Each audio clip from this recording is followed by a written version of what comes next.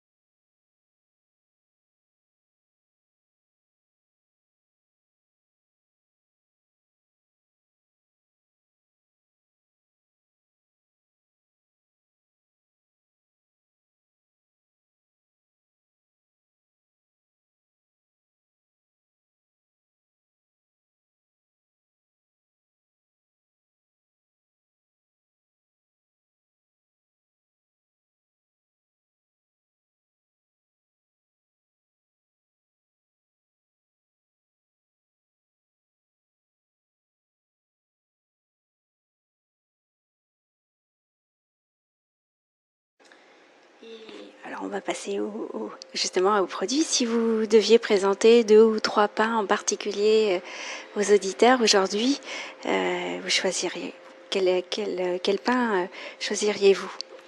Alors, il y a un pain que j'aime beaucoup, qui est le trait d'union en fait, entre la boulangerie traditionnelle et la boulangerie Archibald. C'est le parisien, qui est fait avec une farine blanche 65 et un levain de petit épeautre. Donc c'est la farine avec laquelle on fait traditionnellement les baguettes. Parfois elles sont faites en 55, des farines un petit peu moins complètes. Et le pain pèse entre 800 grammes et 1,2 kg, mais il a une forme qui de loin peut faire penser à une baguette, c'est-à-dire qu'il est allongé, il est de forme longitudinale. Donc la pâte qui ressemble à la pâte de la baguette et la forme en fait un appel vers le reste de la gamme. Et régulièrement, on a des clients qui nous demandent si on fait de la baguette. Donc à ce moment-là, je leur présente le parisien, en leur présentant notre baguette maison. Et très souvent, ils repartent de la boulangerie avec un morceau de parisien et ils reviennent par la suite pour tester d'autres pains.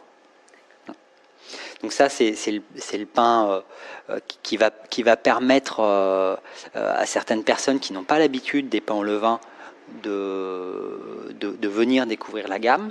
Ensuite, un autre pain que j'aime beaucoup, c'est le méteil. Donc c'est un mélange de farine de blé et de farine de seigle.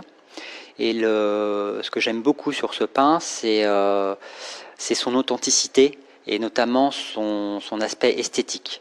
C'est-à-dire que c'est un pain qui ressemble beaucoup aux tourtes de seigle, avec un développement naturel de ce qu'on appelle les grignes, donc c'est les craquelures qui sont sur le pain et qui sont dues en fait au fait que le seigle a moins de gluten que le blé, donc va être beaucoup plus fragile en termes de réseau. Donc on ne touche pas le pain au moment de l'enfournement, et c'est le développement du pain qui va générer ces craquelures, et chaque pain sera unique. Il n'est pas lamé. Il n'est pas lamé.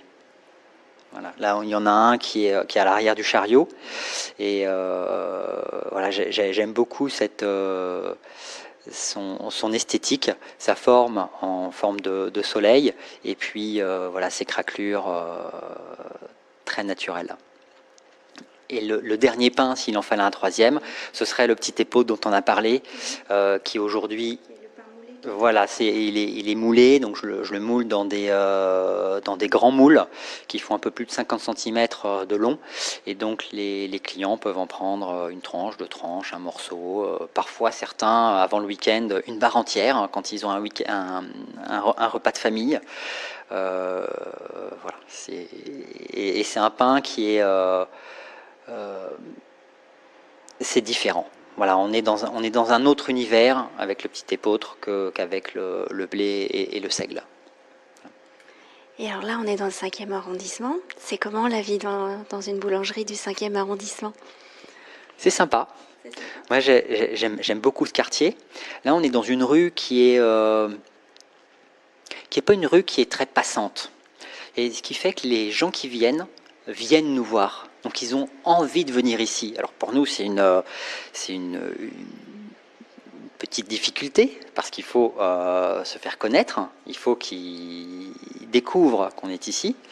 Et quasiment tous les jours, il y a des gens qui disent moi j'habite dans le quartier et je ne vous connaissais pas, c'est la première fois que je viens. Alors ça fait 8 mois qu'on est ouvert. Et donc le bouche-oreille fait petit à petit son travail.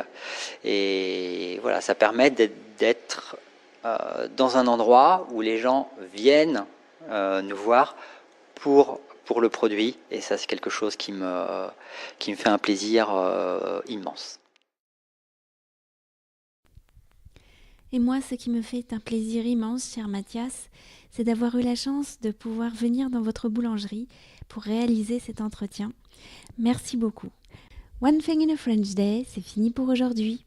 Vous pourrez retrouver le début du texte de ce podcast ou vous abonner à la newsletter sur www.onethinginafrenchday.com. Si vous avez envie de m'envoyer un message, ce qui me fait toujours très plaisir, voici mon adresse email frenchday@gmail.com. Voilà, nous sommes jeudi.